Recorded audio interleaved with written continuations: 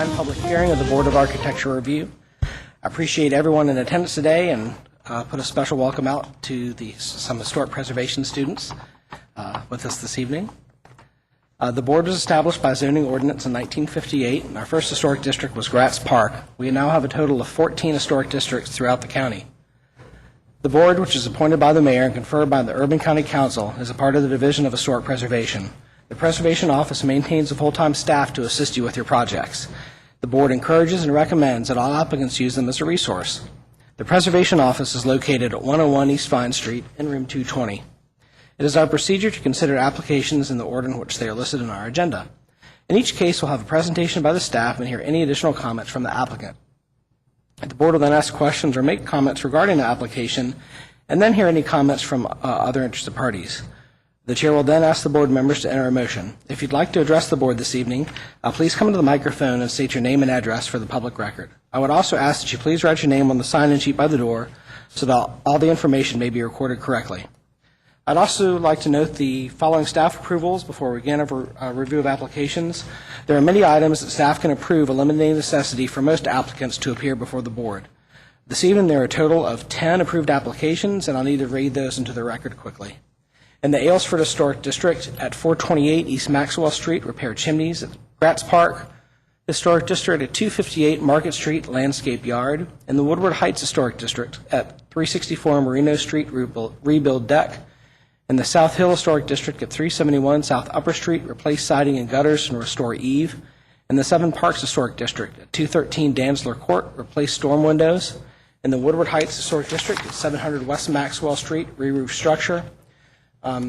Two cases in the Western Suburbs Historic District at 719 West Main Street, install new gas meters, and at 707 West Main Street, install new gas meters. Back in Aylesford at 320 Woodland Avenue, renovate front porch. And finally, also in the Aylesford Historic District at 251 Kentucky Avenue, renovate structure and prepare for painting. We'll now proceed with the certificate of appropriateness applications. The first case is in the South Hill Historic District at 412 South Mill Street. The applicant has requested that we postpone this case until our next hearing, which is on a Monday, October 12, 2009. Could I please have a motion to that effect? I'll make that motion. Thank you, Mr. Hosfield. Is there a second to the motion? Second. Thank you both. Any discussion of the motion? All those in favor of the motion, please signify by saying aye. Aye. Any opposed? Motion carries. Okay, the next case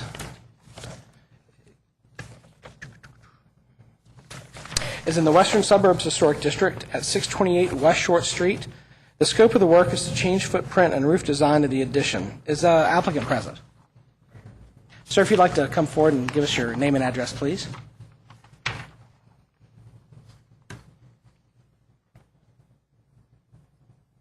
Good evening. I'm Greg Martelli with Fox Hill Company. Sir, have you had an opportunity to read the staff's findings and recommendations regarding the case? Yes, I have. Thank you. Are you in agreement with them? I'm not in agreement. Okay. If you'd allow, I think we'll maybe have the staff run through the presentation to make sure we're all on the same page, and we'll be right back with you. Thank you very much. Thank you.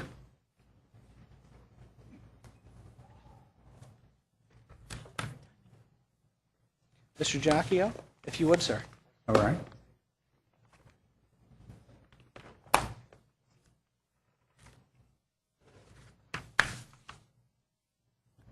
This is the property at 628 West Short Street.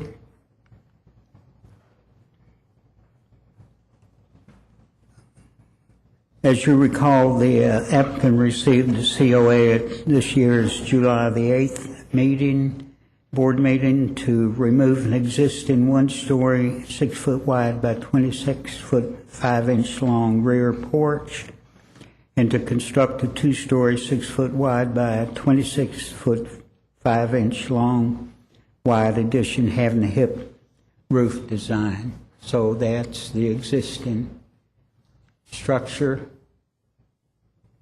with shed roof. And this is the addition.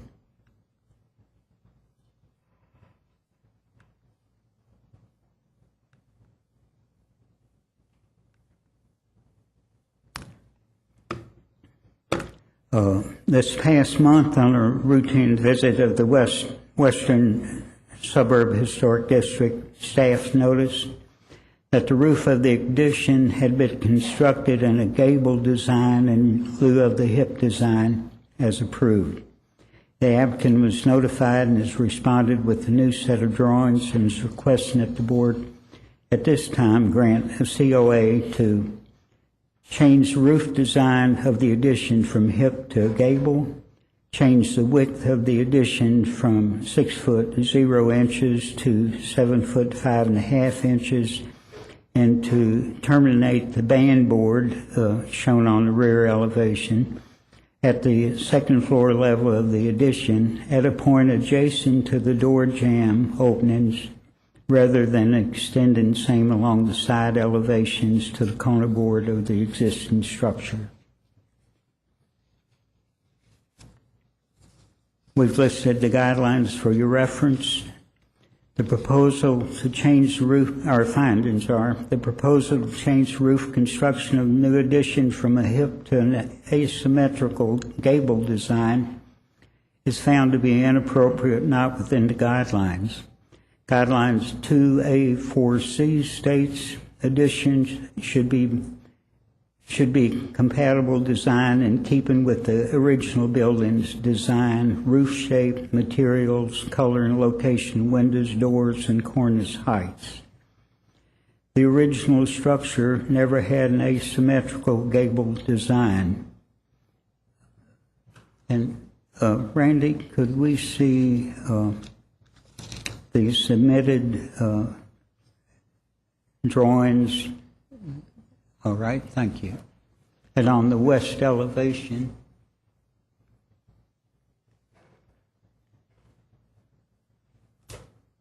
you'll see the gable design. And also, if you could show that one sheet of the 1979 drawing.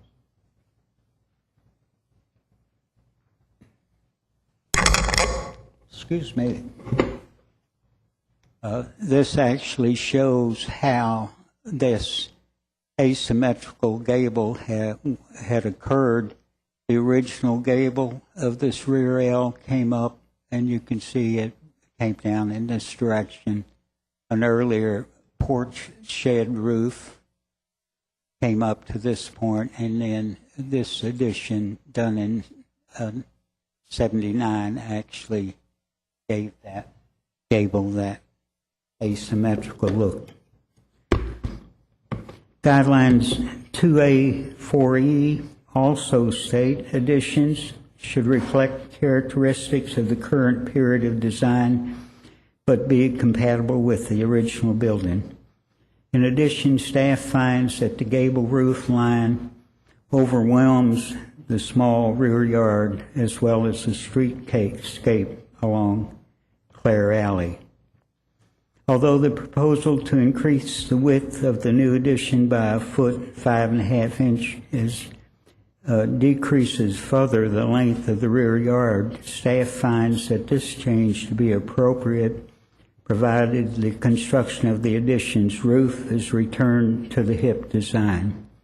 The proposal to change the termination point of the 10-inch wide band board located at the addition's second floor level is found to be appropriate. Recommendations. Staff recommends disapproval of the request to change the roof form of the new addition from hip to gable design. Staff recommends approval is submitted to increase the width of the new addition by 1 foot 5.5 inches and to terminate the second floor band board at a point adjacent to the door jamb opening. The applicant is here, a representative is here. Thank you, Mr. Ginocchio. Mr. Martelli, if you'd like to come back forward, please.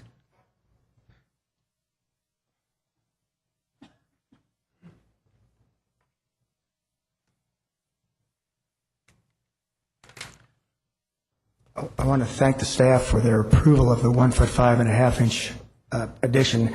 Prior to starting the project, Shea Murphy designed the addition. I would like to bring up the pictures of the 1979 proposed addition. As a matter of fact, I'd like to see that demonstrated up there.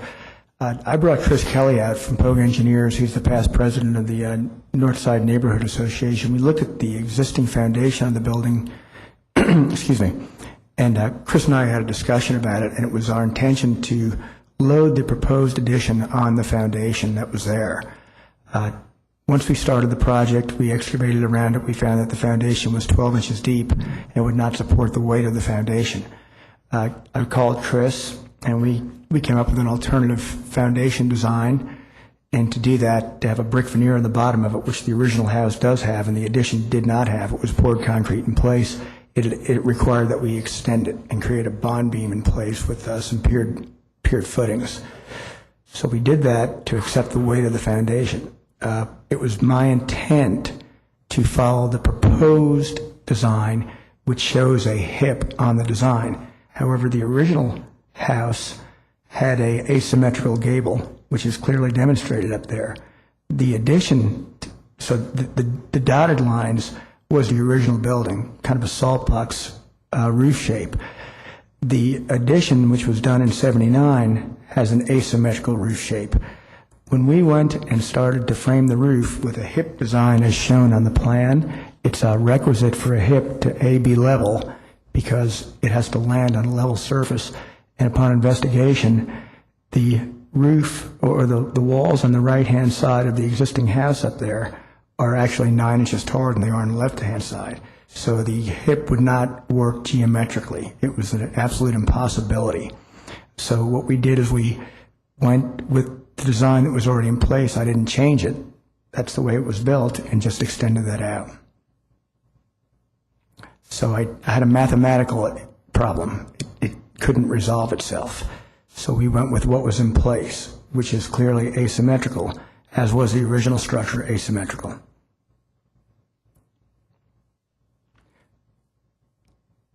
To build a hip on that, it would have been like floating a hat out of level. It would have been it just wouldn't work. So I wasn't cavalier in that choice. I stuck with what was there. Thank you, Mr. Martelli. Thank you. Let's see if anyone on the board has any comments or questions for you, sir. Thank you very much. I appreciate it. Ms. Sumner? Mr. Billings? No questions. Mr. Magrish? I just wanted to say, I think that your reasoning for changing the roof line is perfectly acceptable. I think that possibly just as a point of practice, instead of waiting to be found out, you might have notified the office that there was a change in the structure that made the design as approved impossible to construct. And so just as a future thing, if you run into that type thing again, I think if you notify the office, it'll make things go a little bit more smoothly. Overall, I think that there's no real problem with what you've done. And, I certainly think that it's a logical solution. You'll have to come up.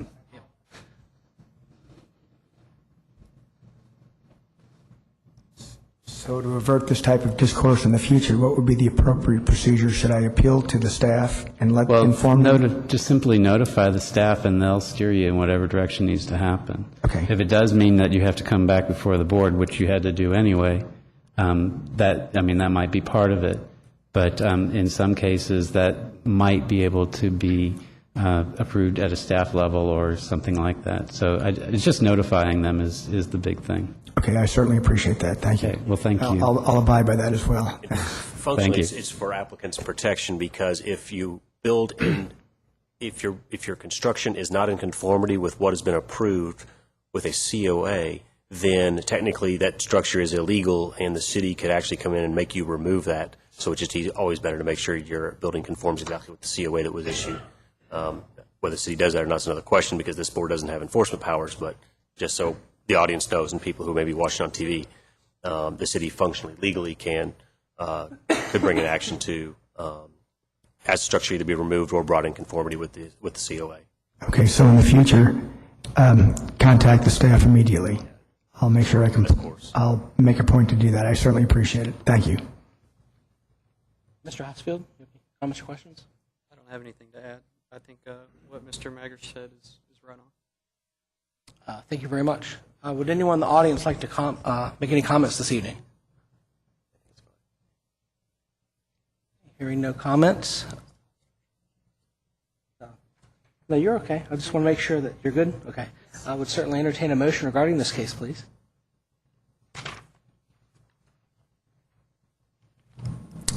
I'd like to make a motion per case 1717068-E at 628 West Short Street to approve the application as submitted,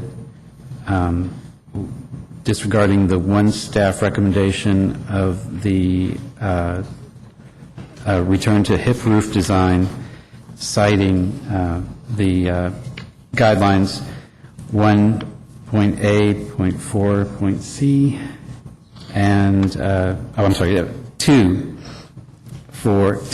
4C, and 2A, 4E.